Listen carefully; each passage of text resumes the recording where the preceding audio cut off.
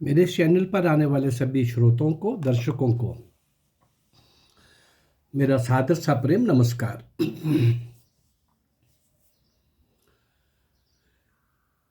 1757 से 1947 से 190 वर्ष का इतिहास। 190 वर्ष का इतिहास। ब्रिटिशर्स की ईस्ट इंडिया कंपनी की एंट्री से लेकर और 1757 से 1947 तक का नेताजी सुभाष चंद्र बोस का। अभी तो 190 वर्ष के इतिहास को मैं आपके सामने ला रहा हूं, जिसमें अनगिनत इस संघर्ष के काल में, कहीं कहीं गुलामी के काल में, इतने लंबे काल में जिन भी भारत मां के सपूतों ने अंग्रेजों के विरुद्ध, फिरंगियों के विरुद्ध, आताताइयों के विरुद्ध संघर्ष किया, जान न्यौछावर की, तन्मयता के साथ, लगन के साथ आखिर तक लगे रहे, वो सब लोग इतिहास में कहीं आने चाहिए थे, पढ़े जाने चाहिए थे, सुने जाने चाहिए थे, दिखने चाहिए थे। वो यहाँ के कण कण में उनका आवाज दिखना चाहिए था, कण कण में उनकी खुशबू दिखनी चाहिए थी। उनके बलिदान, उनकी कुर्बानियां, उनके त्याग, उनकी तपस्या, पूरा जीवन कष्ट सहते रहे, हर प्रकार की परेशानियों से मुकाबला करते हुए इतनी बड़ी अंग्रेज सत्ताशाही को, इतनी बड़ी मैं इसलिए बोल रहा हूं, आधी दुनिया में उनका राज्य हो चला था और उस सारी सत्ताशाही को चुनौती देने वाले, सशस्त्र क्रांति के द्वारा उनको देश से बाहर खदेड़ने वाले, इस बड़े संकल्प के साथ आगे बढ़ने वाले ऐसे भारत मां के सपूत जो मैंने आपके सामने रखता जा रहा हूं, जिनको इतिहास नहीं दिखा पाया आपको। इन काले अंग्रेजों ने आज़ादी के बाद जो किया इस देश के अंदर, शिक्षा का जो वामपंथियों ने जिस तरह का उसके अंदर विकृति लाई, और भारत का स्वाभिमान, भारत का आन बान शान, भारत के वीरों की कहानियां, अकबर महान तो पढ़ाया गया, लेकिन महानता का शिखर महाराणा प्रताप को भूल गए, शिवाजी को भूल गए, गुरु गोविंद सिंह को भूल गए। ऐसे अनेक अज्ञात नायक और नायिकाओं को मैं आपके सामने लाता हुआ आज मैं आरंभ कर रहा हूं एक नई श्रृंखला। उसी काल की मैं कुछ आपके सामने लगभग 36 ऐसे सिख क्रांतिकारी जिन्होंने देश के लिए, देश की आज़ादी के लिए सब कुछ किया, प्राण न्यौछावर किए, ठीक है। और ऐसे 36 महान सिख क्रांतिकारियों को, शूरवीरों को, शौर्य और वीरता के प्रतीकों को एक साथ में एक के बाद एक रखता चला जाऊंगा। आज मैं आरंभ कर रहा हूं पंजाब के उस महान व्यक्ति से जिन्होंने पहली बार अंग्रेजों के साथ टक्कर ली। ऐसे ही एक एक करके मैं आपके सामने रखता चला जाऊंगा। इसके बाद 27 उन महान नायिकाओं को, महिलाओं को, देशभक्त महिलाओं को, क्रांतिकारियों को, सशस्त्र क्रांति के अंदर फ्रंट लाइन पर रह करके अपना योगदान दिया। इसके बाद लगभग 400 से ऊपर ये नायक और नायिकाएं हो जाएंगी इस काल की। और मैं तो बहुत पीछे से सुभाष चंद्र बोस तक आपको कम से कम 1000 नायक और नायिकाएं देने जा रहा हूं। अभी जो प्रथम बहिष्कार कहिए या असहयोग आंदोलन कहिए, इन सब बातों से जुड़ा हुआ कूका विद्रोह। कूका विद्रोह सब प्रथम पंजाब की ओर से अंग्रेजों के खिलाफ विरुद्ध सशक्त आंदोलन कोई था, और उसमें जो लोग शहीद हुए उनकी चर्चा हम करेंगे। थोड़ा सा इसकी भूमिका में हम जान लें, इसकी भूमिका में हम समझ लें जरा। एक अंग्रेज कहीं आया, उसने पूरे भारत का प्रवास किया, टूर किया पूरे भारत का, जितना भी वो घूम पाया होगा। गांव में गया, कस्बों में गया, शहर में गया, मंदिरों में गया, आश्रमों में गया, गद्दियों में गया, धर्माचार्यों को भी मिला होगा, किसान को भी मिला होगा, दुकानदार को भी मिला होगा। ऐसे अलग तरीके से वो आदमी, एक अंग्रेज, घूम रहा था। अपने पास भारत का अंदर का नक्शा उसके दिमाग में आ रहा था कि ये भारत कैसा है। उन दिनों उसको ऐसा लगा कि छोटे छोटे राजा हैं और ये आपस में लड़ते रहते हैं। एक राजा के मन में दूसरे के प्रति बहुत ज़्यादा नफरत है, दूसरे को नुकसान पहुंचाने की हमेशा ही चेष्टा इनके मन के अंदर बनी रहती है, प्रयास बना रहता है। बल्कि कब ये दूसरे राजा पर कमज़ोर पड़ा और हमला करके उसकी पूंजी, उसकी दौलत, उसका धन लूट करके अपने राज्य को बलशाली और समृद्धशाली बनाने का, ये तमाशे कई तरह के भारत के अंदर चले हुए थे। भारत के बड़े बड़े राजा भी थे, अरे विश्व गुरु रहा ये भारत। लेकिन मैं उस काल का आपको वर्णन बता रहा हूं, उसी काल का, केवल उसी काल का। तो वो अंग्रेज जो था, उसने क्या कहा जा करके अपने वापस अपने देश में जा करके, उन्होंने कहा कि थोड़ी सी मेहनत और चतुराई की जरूरत है। लोग बहुत ज्यादा एकता की कड़ी में, लड़ी में पिरोए हुए नहीं हैं। भाषाएं अलग हैं, रीति रिवाज अलग हैं। अरे भाई, वो तो होने ही थे। इतना बड़ा विशाल भारत और हजारों सालों का जिसका इतिहास है। ऐसा उनको लगा कि एक नवाब दूसरे नवाब से, एक राजा दूसरे राजा से, और भाई से भाई को भिड़ाकर, लड़ाकर उन लोगों ने 2 सदियों तक भारत का शोषण किया और उस पर एकाधिकार जमाकर शासन किया। इतने चतुर, वस्तुतः इतने मक्कार थे। यदि कुछ समझदार भारतीयों ने मिलकर कोई अगर फूट को कम करना चाहा, जो फूट उन्होंने यहां देखी, जो अलगाव यहां देखा, वो कम करना चाहा, तो उन्होंने उसी समय 1885 में आगे जाकर के, भले ही कांग्रेस को, हालांकि उनका सुरक्षा कवच था, पर एक वर्ग खड़ा करके उनको अलग तरह से पेश करके, और उसमें भी आगे जाके मुस्लिम लीग का खड़े होना, वो एक नई फूट, और किसी भी तरीका से इनको लड़ाए रखो, इनको उलझाए रखो, और हर तरह के फूट के बीज बोकर परस्पर भिड़ाते रहे, लड़ाते रहे।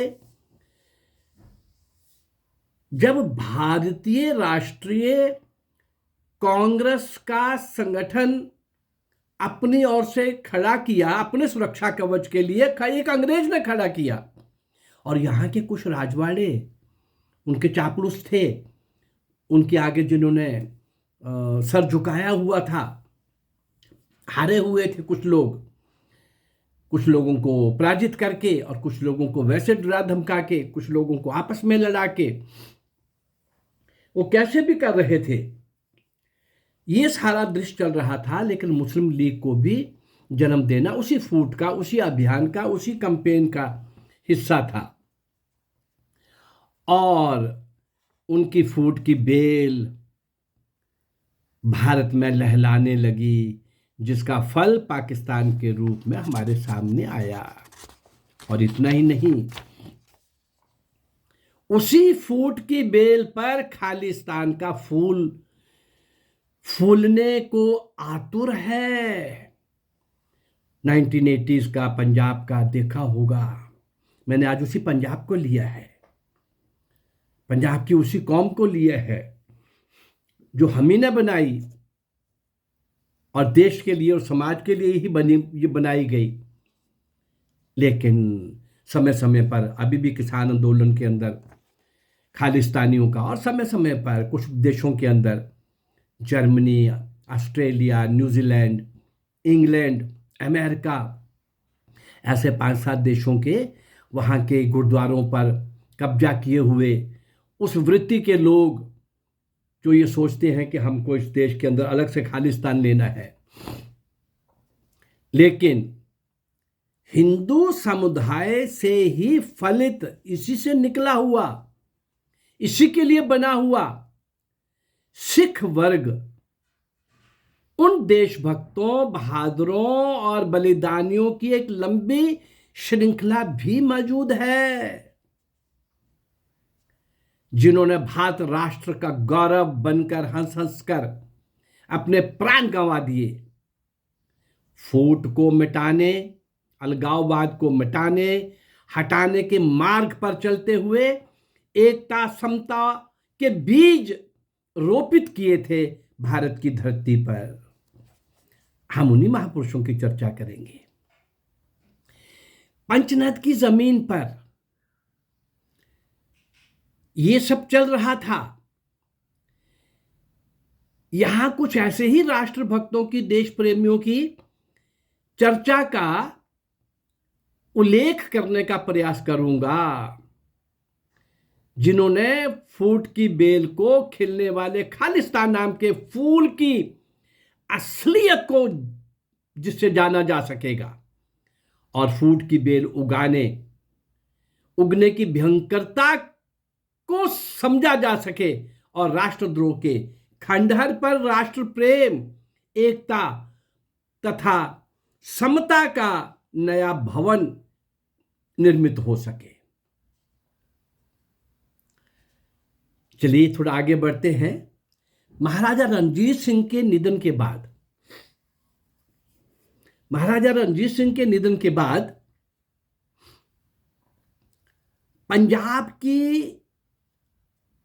पंजाब को अंग्रेजों का गुलाम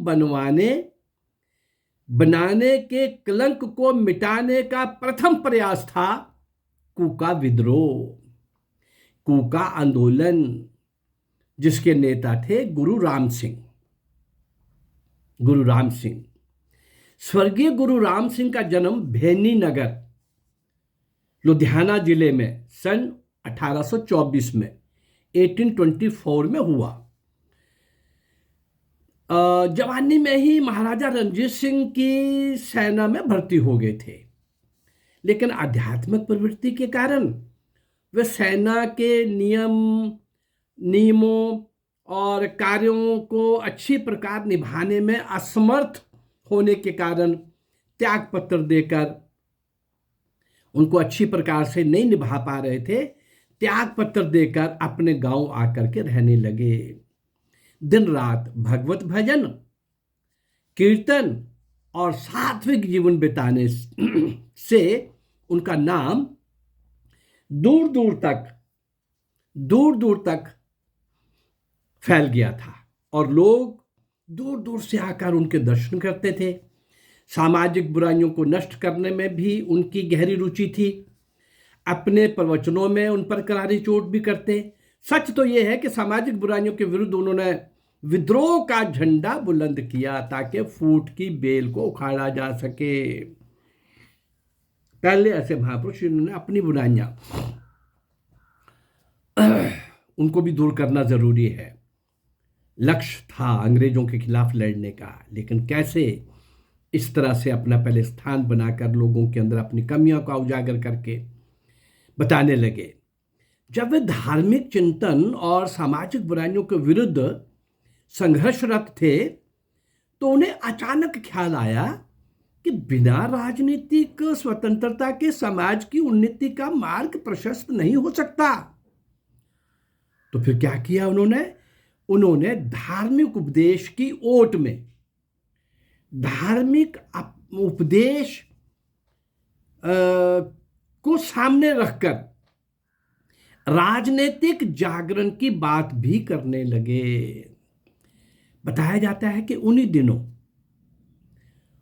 दिनों जब वे इस प्रकार के ये दोहरा कार्य कर रहे थे, अध्यात्म भी और राजनीतिक जागरण का भी, तो उनको एक रामदास नाम का एक साधु मिला।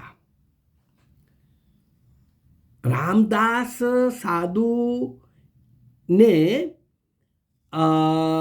राम सिंह की प्रसिद्धि को सुनकर और जब उनको मिले और उनकी व्यक्तिगत उनकी प्रसिद्धि सुनी देखी और उन्होंने कहा, भाई ये व्यक्तिगत मान प्रतिष्ठा बढ़ाने में क्यों लगे हो? ईश भक्ति के बजाय देशभक्ति का संचार कर देश को स्वतंत्र कराइए महाराज। गुरु राम सिंह जी को बोला एक सन्यासी संत रामदास ने। ये कहने के बाद साधु दोबारा गुरु राम सिंह के पास कभी नहीं आया, अदृश्य हो गया। किंतु अंग्रेजों के सरकारी रिकॉर्ड में भी साधु रामदास का नाम का उल्लेख है, जिससे यह स्पष्ट होता है कि उस नाम का कोई व्यक्ति था जरूर, लेकिन गुरु राम सिंह को ये रामदास नाम का संत कभी नहीं मिला। कहते हैं कि ये साधु रूस चला गया था और लौटकर भारत नहीं आया। अलग अलग कुछ धारणाएं हैं। जो भी हो वह था, और उसकी प्रेरणा या बात से गुरु राम सिंह पूरी तरह अंग्रेजों की गुलामी के विरुद्ध पंजाब में राजनीतिक जागरण की ज्वाला दहकाने में लग गए। गुरु राम सिंह का धार्मिक संगठन अलग से अपने कार्यक्षेत्र में कार्यरत था और स्वयं वे देश में अंग्रेजों से, उनके शासन से असहयोग के प्रचार में जुटे थे। उन्होंने शिक्षा,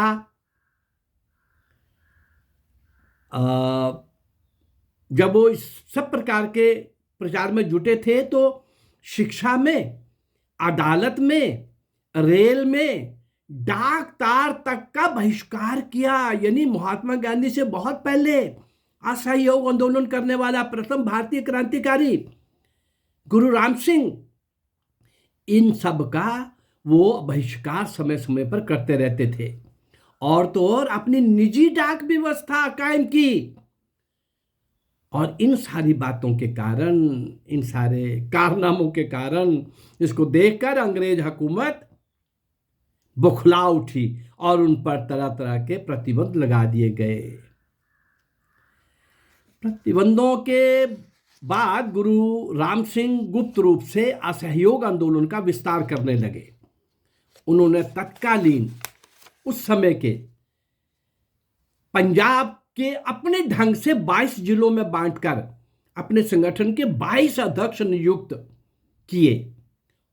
वो बड़ी तेजी और गुप्त ढंग से बिना भारी आडंबर के राजनीतिक जागरण का काम धार्मिक पृष्ठभूमि में आगे बढ़ा रहे थे। आडंबर विहीन आचरण और प्रचार के कारण अंग्रेज हुकूमत को भी उनके ऊपर बहुत ज्यादा संदेह नहीं होता था और इस आंदोलन के लोग अपने को कूका कहलवाते थे, क्योंकि कूका शब्द का अर्थ है आवाज देना, यानी लोगों को जगाना, आवाज देना, ताकि वे गफलत में ना रहें, वो अनजान ना रहें, वो उस समय के हालात से बेवाकिफ ना रहें, अपरिचित ना रहें। कूका संगठन 22 अध्यक्ष सन 1869 में नॉमिनेट किए गए, नामजद किए गए थे। अब इन कूका लोगों ने क्या किया, कूका आंदोलन क्या है, गुरु राम सिंह का बलिदान क्या है, इन कूकाओं का क्या बलिदान है, ये हम कल इस एपिसोड को आगे बढ़ाएंगे। ऐसे गुरु राम सिंह जैसे 36 सिख क्रांतिकारियों को आपके सामने रखूंगा।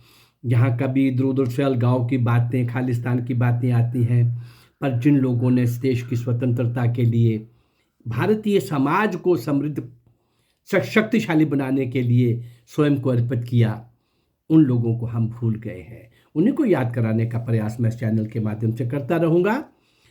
मेरा ये प्रयास अगर आपको अच्छा लग रहा है तो आप इस चैनल को लाइक करिए, सब्सक्राइब करिए और इसको शेयर करिए। नमस्कार, जय भारत, जय हिंद।